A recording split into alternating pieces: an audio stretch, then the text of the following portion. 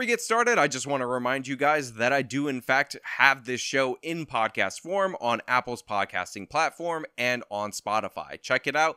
Link in the descriptions. Actual Justice Warrior is the name of the show. Subscribe, give me a listen. It really does help the channel out so much. New Orleans, or Nolans if you're a local and you like the local pronunciation, is one of America's great cities. Not an average city, not an ordinary city, not a middle of the rung, who cares kind of city, an extraordinary city. It is the bedrock of two American presidents' legacies.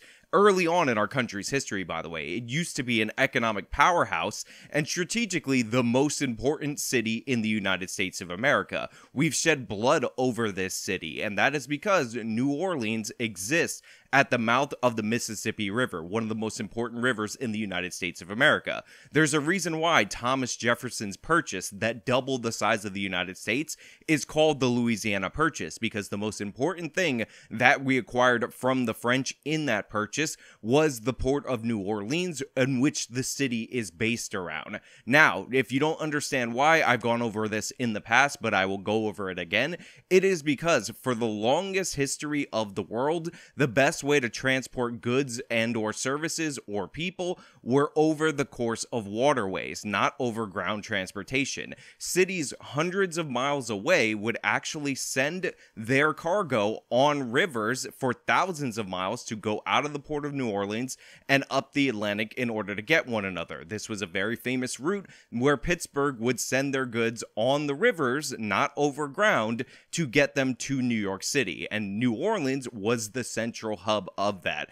Andrew Jackson fought the Battle of New Orleans because the British, the most powerful navy in the history of the world at that time, during the War of 1812, were trying to capture this because they knew the strategic importance. Jackson rallied together Indians that he had defeated in the Southwest, and other people put together this ragtag group, and they defended the port, and we ended up electing Andrew Jackson president over the importance of this. Now, nerds out there will say the war was technically over, and while that is technically true, as in there was a treaty signed, that information was not communicated to either side. So the battle was hard fought on both sides. There was no, oh, one side is retreating and the other side is attacking, or any of that revisionist nonsense.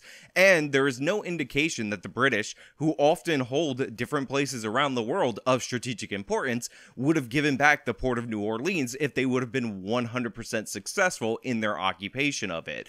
But they were fought off by Jackson. We ended the War of 1812 with the victory, and this is because of the strategic importance of this city and its unique position in the American landscape. So needless to say, of course, today, the city of New Orleans is a cautionary tale. It is a tale of what happens when all of the bad elements that we talk about over and over and over again on this channel combine to destroy a major metropolitan area. What we have here is a defunded police force. What we have here is a woke prosecutor. What we have here is a decades-long unbroken line of Democratic mayorships, and all of that has led to the city of New Orleans leapfrogging a bunch of other cities to claim the top spot for the biggest murder rate in the United States of America. They're number one, they're killing it like nobody else, and now we are watching one of the great jewels of the United States of America gasp its last dying breath. And the reason why this happened is because of what I outlined earlier.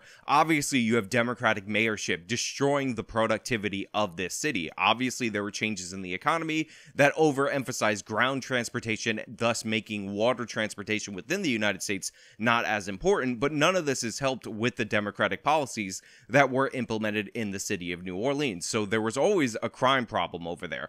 On top of that, you have major issues with the defund the police movement. The city of New Orleans decided it would be a good idea to hack off about 10% of the budget of their police department during the whole George Floyd riot situation. Now, you might be thinking to yourself, when there's ongoing relentless destructive riots, maybe it's not a great idea to cut the budget of your police force. Now you might be thinking, when an incident happens that is an isolated incident in the city of Minneapolis, whatever you think of that isolated incident, maybe it's not a good idea for police departments around the country to change policy based on that isolated incident. Now you might be thinking, well, even if they reduce the police budget by 10%, if they modernize the police force and they're actually prosecuting the criminals, maybe it's not that big of a deal. But of course, they compounded these errors by electing one of these woke, I never want to prosecute anyone, I'm going to be concerned with equity type of prosecutors. So this combination of factors has led the city of New Orleans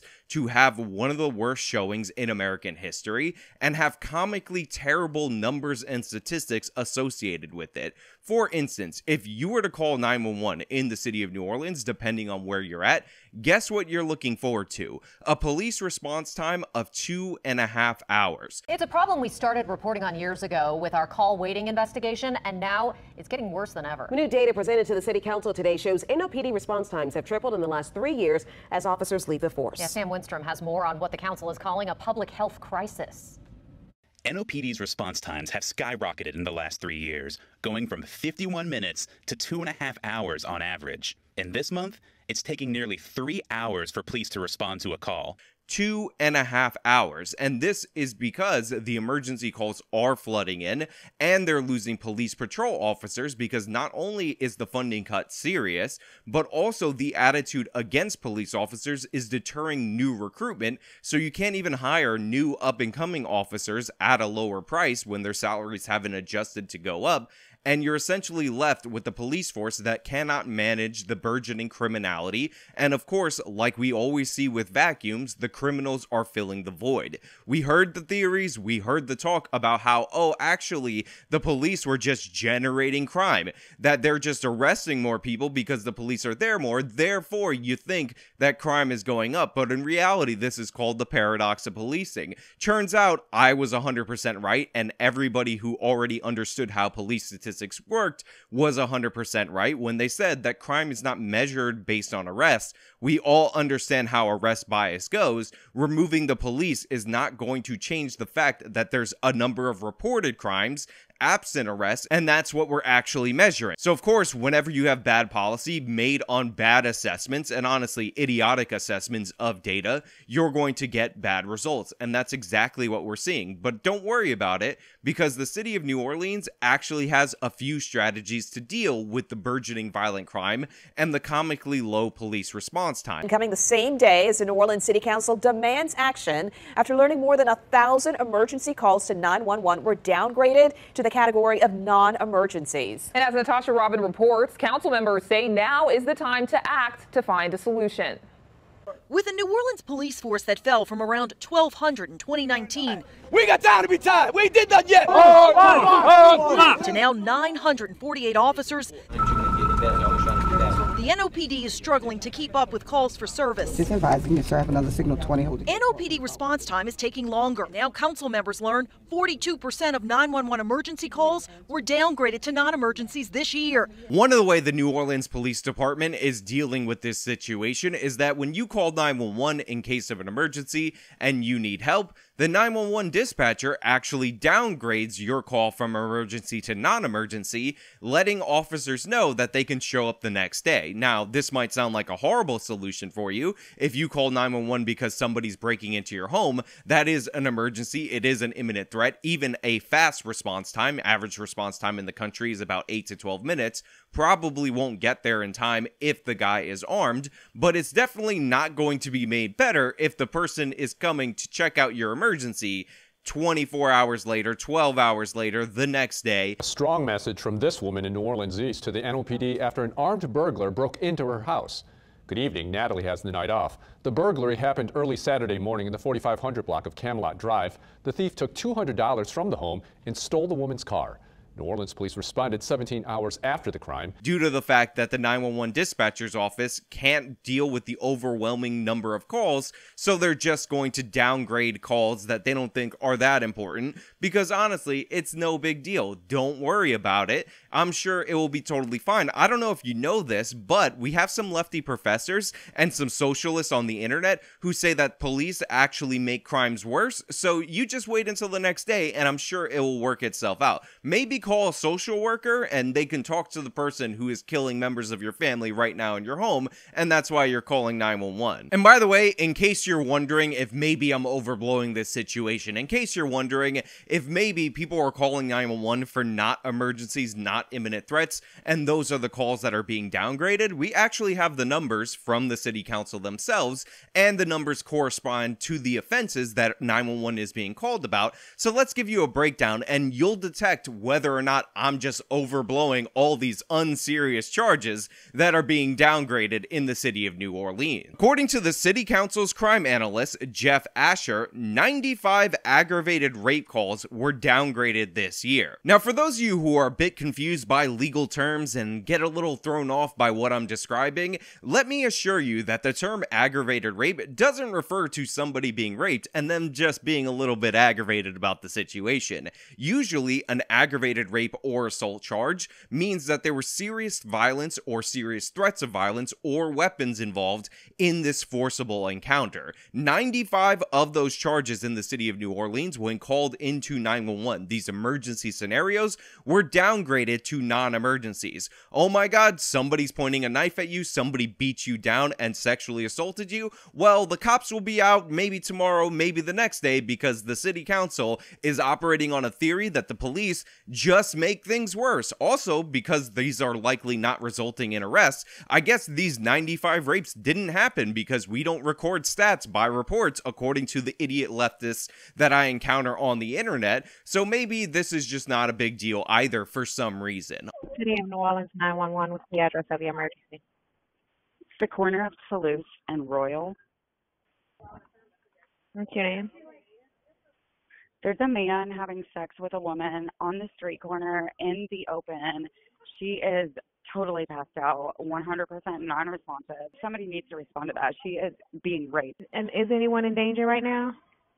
I mean, yeah, she's being fucking raped. Yeah, we just have to. Yeah. Yeah. One moment. Say she's on. I mean, is he gonna like shoot her? I don't know. You know, I don't know. But I mean, I would feel that. Yes. And she was black as well. I mean, the police officer isn't even moved. He's still just parked here. What the fuck? Like, what the fuck are y'all doing? Are you headed back to that location? Yes. Okay, if the suspect's nearby, just keep quiet, stay out of sight. But I don't want you to put yourself in. He's gone? He's gone now? I mean, yeah. He's fucking gone. Yes, this fucking cop is still a block away, and this girl got raped on the street corner. Literally got raped on the street corner. These cops drove right fucking past her. She's like dead on this fucking street corner. What the fuck? Yo, there is a cop a block away. On top of that, the numbers only get worse. 74 armed robberies were downgraded over this same period of time, which again, I'm sure is absolutely no big deal. Somebody comes into your place of business and points a gun at you, and they say, give me all your money. Not a dangerous situation. The police will be out next week to deal with that. And 252 aggravated assaults, which are serious, violent assaults, typically with weapons, were also downgraded at the reporting point by the 911 dispatcher. Not to mention 1,500 domestic incidents, domestic abuse calls, all of those downgraded. It's not like domestic violence is all that serious. You just need to deal with that on your own terms, or according to this person being quoted in the article, we need to figure out a way to civilianize this, aka bringing in the social workers. So in case you think I'm joking, a man called Raphael Goyenche, I'm just going to call him Raphael, who is with the Metropolitan Crime Commission, which might sound like one of those fake organizations that doesn't actually handle anything related to what they're supposed to be doing, aka being a cop and being tough on crime, says nobody is more upset about the numbers we're reporting from the city council than police officers. There's no quick fix to these problems, and there has to be an alternative solution. I think we're going to have to civilianize some of this, and there are going to have to be some crime victims who might not get a police officer responding to them. That's why I've continuously called for additional professionals to be brought into the New Orleans PD so they can assist. Yeah, that's right, idiots. You have to get used to the idea that you're just not going to get a police officer when you call 911 for the unserious charges like aggravated rape, aggravated assault, armed robbery, or domestic violence. But don't worry, they're calling for additional professionals to be sent in order to deal with the situation, because obviously abolishing the police isn't good enough. You gotta send in the social workers, because when somebody has a weapon and they are trying to have a forcible sexual encounter with you, obviously the person you want there is not an armed officer to protect you. The person you want there is a social worker to figure out what levels of oppression that rapist is dealing with and how to best soothe this obvious Aladdin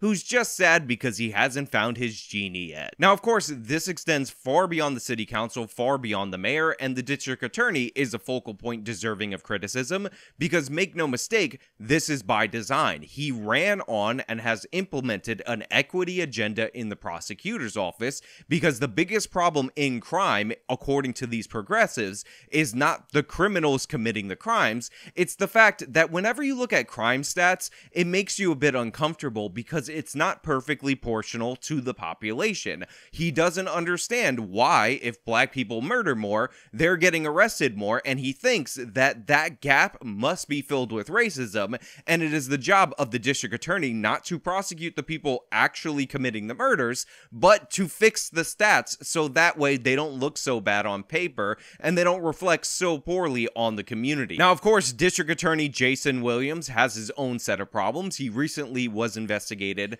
for not paying his taxes. Unsurprisingly, that the people who want to raise your taxes and redistribute your wealth in order to solve all of society's problems have a lot of trouble filling out their own tax paperwork, but he's working as a prosecutor to release as many people as humanly possible from custody. Now, a lot of people don't realize this, but in the state of Louisiana, they actually have a non-unanimous jury system, in that you can be convicted of a crime even though one or two jurors either don't vote guilty or believe you're not guilty. It is one of the few states, if not the only state in the country, that has this system, and rather than having a reform where you say we have a unanimous jury system, what this prosecutor is actually working to do is to just release people that are convicted on these non-unanimous verdicts. Now, whatever you think about non-unanimous verdicts is up to you, but the thing is, normally what would happen in most states in this country is that you would get a mistrial and they would have to try the case again with a unanimous jury, not just let you out automatically just because 2 out of the 12 people think you're not guilty or didn't want to vote guilty or couldn't agree on charges. Now, of course, Williams believes that the bail system is totally criminalizing the poor. He doesn't want to prosecute people who are under the age of 18 for the serious crimes they commit as adults, which, by the way, is a huge problem because a lot of these people are already repeat offenders by the time that they're 16 or 17, but he has no interest in that because that would be totally unfair. And since June of last year, and by the way, this article is a bit out of date, he's released 701 inmates from one of these split jury programs that he's developed, but even worse than that, 800 people have completely walked scot-free just due to the fact that he's refusing to charge them in a timely fashion. So with Williams, you really have the complete package of one of these woke trash district attorneys. You have a guy who doesn't want to prosecute repeat offenders because they happen to be a few months younger than age 18, no matter what crime they commit. You have a guy who thinks that bail is all about criminalizing poverty, so of course he doesn't just assess people as threats and try to hold them without bail. He wants to release everybody pre-trial and just see what happens. He's a guy who's releasing people who are convicted on a split jury system because he decided on his own it's not worth a retrial based on the unanimous standard. We just gotta release them. And on top of that, he's not even bothering to file charges against hundreds of criminals with new cases coming in a timely manner, thus redumping them back onto the streets. Everything you could possibly want in terrible criminal justice policy, all contained within one man. Couple that with a force that had some of their funding cut and is losing officers by the day due to demoralization, and you have a perfect recipe for absolute disaster, and you understand why New Orleans, has reached #1 in murders in the United States of America. We are so proud. It is so woke, so beautiful, so progressive. Send in the social workers. I don't know if you know this, but if you gotta call 911 because of an emergency, we need some more mental health support staff to cater to your criminals. criminal. Look, I'm so tired of doing these stories. I'm so tired of seeing our great cities fall by the wayside. I'm so tired of seeing the same thing happen over and over again while people are out there denying crime. But this is where we are at in the United States of America. And again, a lot of this comes from federal government funding. So if you think you can escape it in a red city, in a red state, or red town, you're dead wrong. The criminals are being released nationwide. This is a culture of tolerance of criminality, and it's going to affect each and every one of us. But hey, those are just my thoughts. Let me know your thoughts down in the comments below. If you like the video, show me by leaving a like, subscribe for more content, follow me on all my social media, support me via the support links in the description of this video. This has been me talking about the fall of New Orleans. Till next time.